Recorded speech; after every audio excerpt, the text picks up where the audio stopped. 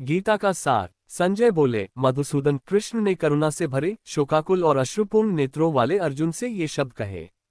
सार, भौतिक उन्मुख करुणा, शोक और आंसू ये सभी वास्तविक आत्मा की अज्ञानता के लक्षण हैं। शाश्वत आत्मा के प्रति करुणा आत्म साक्षात्कार है। इस श्लोक में मधुसूदन शब्द महत्वपूर्ण है।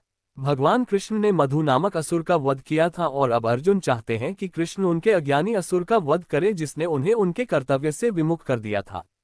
कोई नहीं जानता कि करुणा का प्रयोग कहाँ किया जाना चाहिए। डूबते हुए आदमी के कपड़ों पर दया करना मूर्खता है। अज्ञान सागर में गिर गया। एक दिवंगत इंसान को केवल उसके बाहरी वस्त्र यानी उसके स्थूल शरीर की रक्षा करके नहीं बचाया जा सकता है। मनुष्य यह नहीं जानता और बाहरी संसार के लिए शोक मनाता है। उसे शूद्र कहा जाता है। इसका अर्थ है कि वह व्यर्थ ही शोक मनाता है। अर्जुन क्षत्रिय थे, इसलिए उनसे ऐसे व्यवहार की उम्मीद नहीं थी।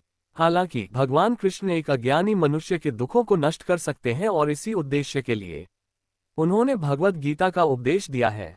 यह अध्याय भौतिक शरीर और आत्मा के विश्लेषणात्मक अध्ययन के माध्यम से आत्म प्राप्ति का उपदेश देता है, जिसे परमसत्ता भगवान श्री कृष्ण ने स्पष्ट किया है।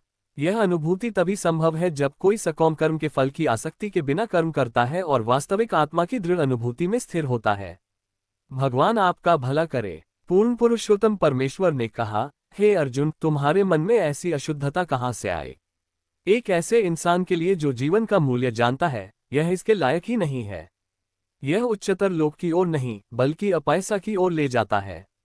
एक सार, कृष्ण और पूर्ण पुरुषोत्तम परमेश्वर एक ही हैं। इसलिए संपूर्ण गीता में श्री कृष्ण को भगवान के रूप में संबोधित किया गया है। ईश्वर परम सत्य है। सर्वोच्च सत्य की अनुभूति तीन अवस्थाओं में होती है: ब्रह्म या अंतर्निहित सर्वव्यापी आत्मा, परमात्मा या भगवान का स्थानीय आंतरिक रूप जो जीवित प्राणी के हृदय में निवास करता है, और भगवान या पूर्ण पुरुषोत्तम परमेश्वर भगवान कृष्ण। श्रीमद् भागवत 1.2.11 में सर्वोच्च सत्य के इस सिद्धांत को इस प्रकार समझाया गया है: वदन्ति तत्त्वविद्स तत्त्वज्ञाना अद्वयम् ब्रह्माति परमात्मति भगवान इति क्षिप्ते। परम सत्य का ज्ञाता परम सत्य को अनुभूति की तीन अवस्थाओं में अनुभव करता है और ये सभी अवस्थाएं समान हैं। सर्वोच्च सत्य की ये अवस्थाएं ब्रह्म, परमात्मा और भगवान के रूप में व्यक्त की जाती हैं। मुख्य फाइल। इन तीन दिव्य पहलुओं को सूर्य के दृष्टांत द्वारा समझाया जा सकता है, क्योंकि सूर्य के भी तीन अलग अलग पहलू हैं, अर्थात सूर्य का प्रकाश, सूर्य की सतह और स्वयं सूर्य लोक जो केवल सूर्य के प्रकाश का अध्ययन करता है। एक शुरुआती छात्र नौसिखिया है। सूरज का, जिसे सतह का ज्ञान है, वह उन्नत है, और जो सूर्यलोक में प्रवेश कर सकता है वह उच्चतम स्तर पर है। एक नौसिखिया जो केवल सूर्य के प्रकाश के ज्ञान, उसकी सार्वभौमिकता और उसकी अद्वितीय प्रकृति की उज्ज्वल चमक से संतुष्ट है, उसकी तुलना उस व्यक्ति से की जा सकती है जो सर्वोच्च सत्य के केवल ब्राह्मण पहलू का एहसास करता है। इसलिए उन्नत छात्र सूर्य के क्षेत्र के बारे में जान सकते हैं, जिसकी तुलना सर्वोच्च सत्य के दिव्य पहलू का ज्ञान रखने वाले व्यक्ति से की जा सकती है। एक अभ्यासी जो सूर्य लोक में प्रवेश कर सकता है, उसकी तुलना उस व्यक्ति से की जाती है जिसने सर्वोच्च सत्य के व्यक्तिगत रूप की प्राप्ति प्राप्त कर ली है। इसलिए जिन भक्तों ने सर्वोच्च सत्य के भगवान रूप को महसूस किया है, वे सर्वोच्च अध्यात्मवादी हैं। हालांकि सर्वोच्च सत्य के अध्ययन में शामिल सभी अभ्यासी एक ही विषय के अध्ययन में लगे हुए हैं। सूर्य के प्रकाश, सूर्य गोल और सूर्यलोक को एक दूसरे से अलग नहीं किया जा सकता, इसलिए तीन अलग अलग राज्यों के छात्र एक ही श्रेणी के नहीं हैं। संस्कृत शब्द भगवान को व्यासदेव के पिता महान आचार्य पराशर मुनि द्वारा परिभाषित किया गया था। पुरुषोत्तम परमेश्वर जिनके पास सारी संपत्ति, शक्ति, सफलता, सौंदर्य, ज्ञान और भक्ति है, उन्हें भगवान कहा जाता है। ऐसे बहुत से मनुष्य हैं जो बहुत अमीर हैं, बहुत शक्तिशाली हैं, बहुत सुंदर हैं और बहुत प्रसिद्ध, विद्वान और व्यंग्यात्मक भी हैं, लेकिन कोई भी एक व्यक्ति ये दावा नहीं कर सकता कि उसके पास सारी संपत्ति, सारी शक्ति आदि है। केवल कृष्ण ही ऐसा दावा कर सकते हैं, क्योंकि वे पूर्ण पुरुषोत्तम परमेश्वर हैं।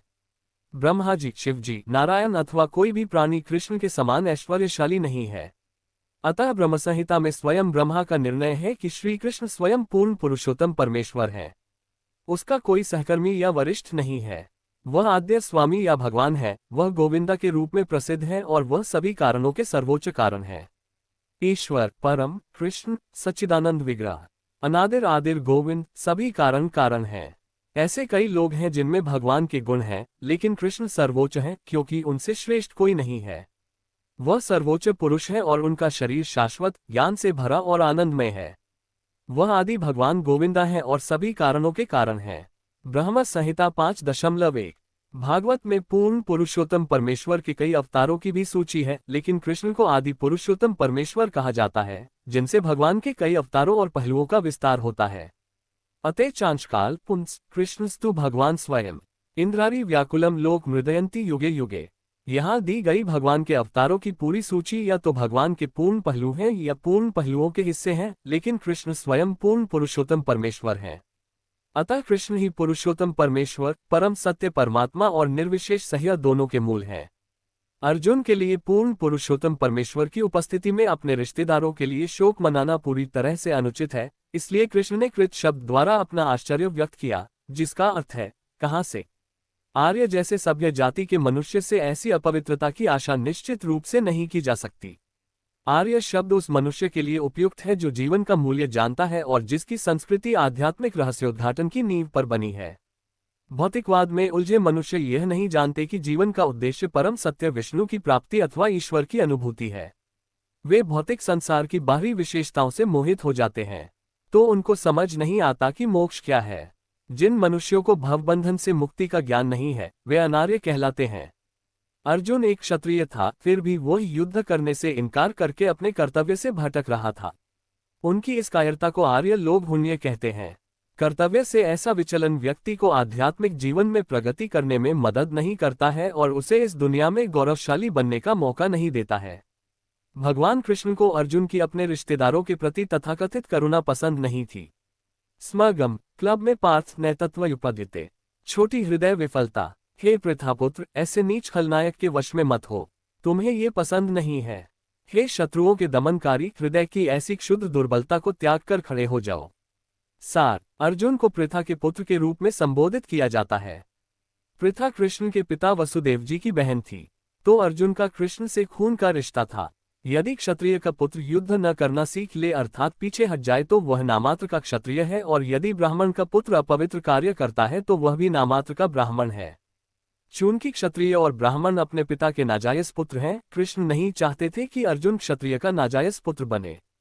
अर्जुन कृष्ण के बहुत करीबी दोस्त थे और कृष्ण सीधे रथ पर उनका मार्गदर्शन कर रहे थे, लेकिन इन सभी पहलुओं के बावजूद अगर अर्जुन ने युद्ध छोड़ दिया तो ये बहुत अपमानजनक कार्य होगा।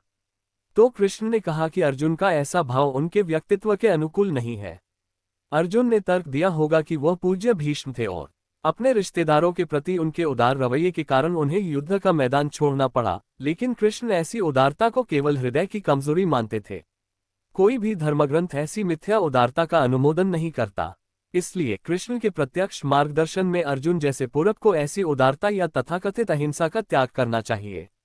अर्जुन ने कहा, हे शत्रु, हे मधुसूदन, मैं युद्ध में भीष्म और द्रोण जैसे पूज्य पुरुषों पर बाणों से कैसे आक्रमण करूंगा। सार, भीष्म पितामह और द्रोणाचार्य जैसे सम्माननीय पुरुष सदैव पूजनीय हैं। अगर वे हमला भी करें तो उन पर जवाबी हमला नहीं करना चाहिए। ये सामान्य शिष्टाचार है कि गुरुओं से झगड़ा नहीं करना चाहिए। यदि वे कभी कभी कठोर व्यवहार भी करें तो भी उनके साथ कठोरता से व्यवहार नहीं करना चाहिए। तो फिर अर्जुन के लिए उन पर जवाबी हमला करना कैसे संभव था? क्या कृष्ण कभी अपने दादा उग्रसेन या अपने गुरु सांदीपनि मुनि पर हमला कर सकते थे?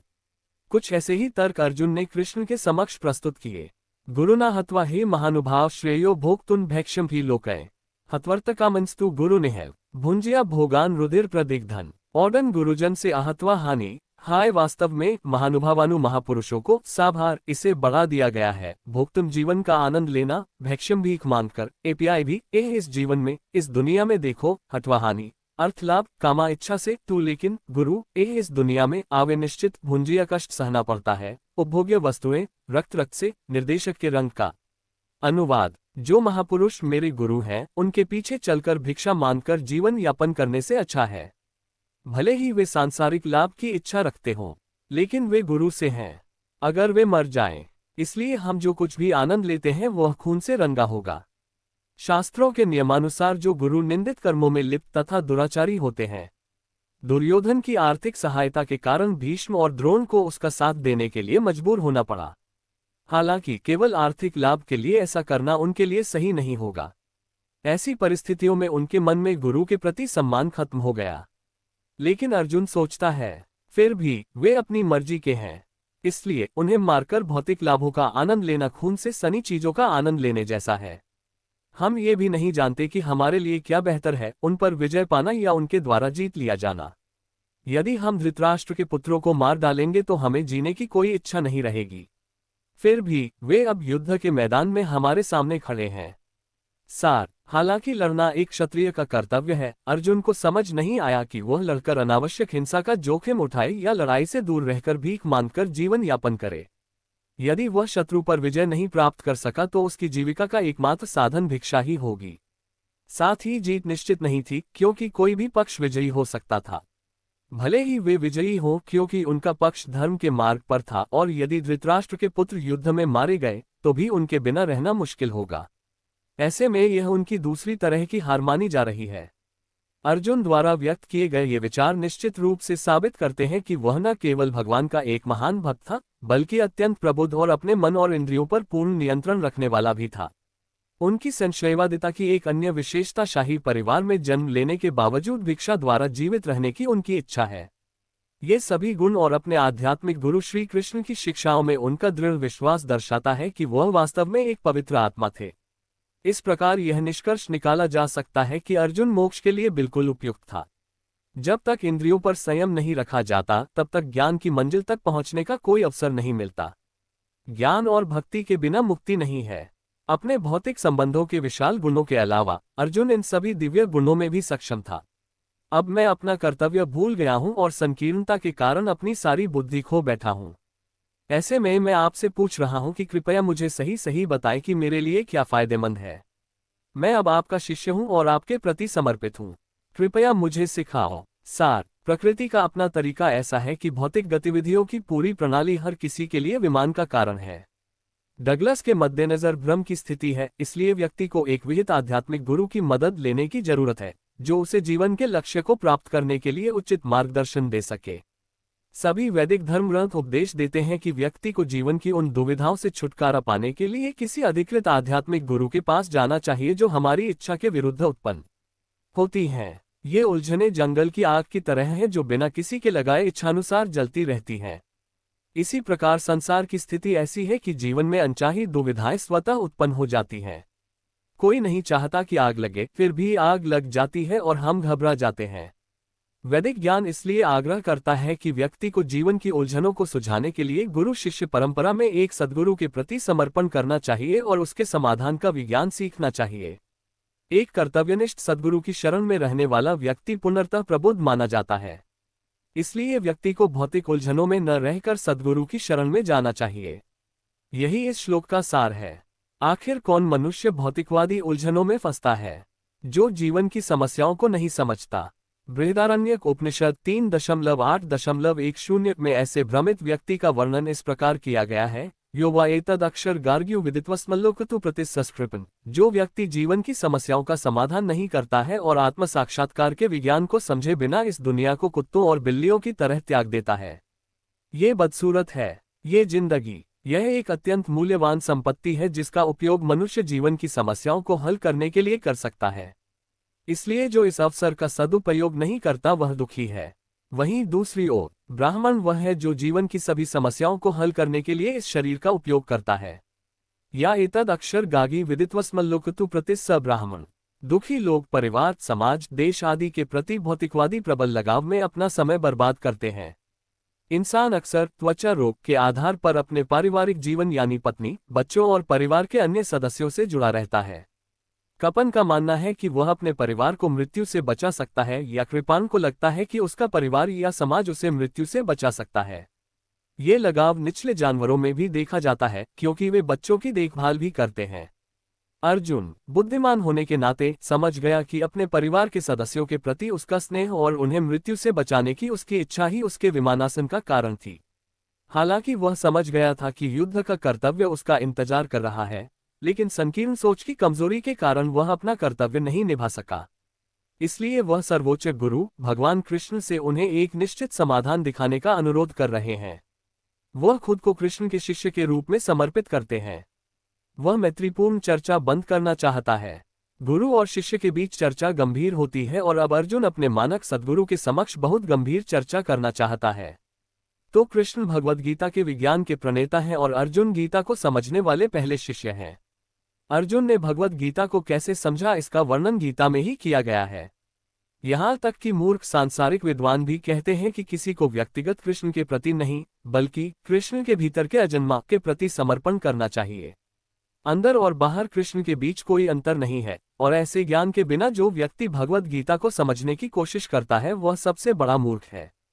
मुझे ऐसा कोई उपाय नजर नहीं आता जो मेरी इंद्रियों को सुखा देने वाले इस दुख को दूर कर सके। स्वर्ग पर देवताओं के संप्रभु अधिकार जितनी समृद्ध पृथ्वी की, मैं निष्कंठ अवस्था प्राप्त करके भी इस दुख को दूर नहीं कर पाऊंगा।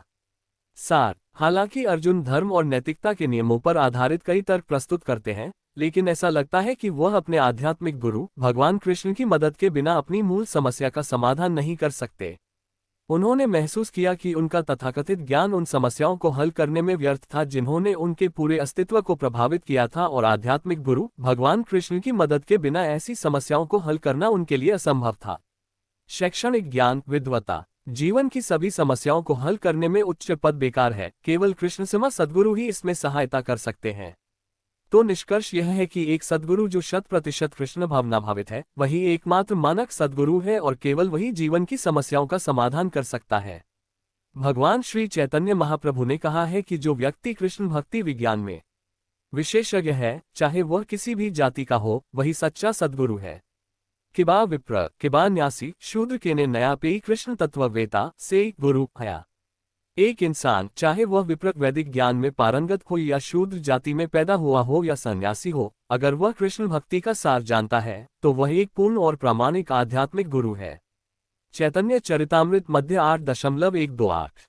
इसलिए कृष्ण भक्ति में निपुण हुए बिना कोई भी मनुष्य आध्यात्मिक गुरु नहीं।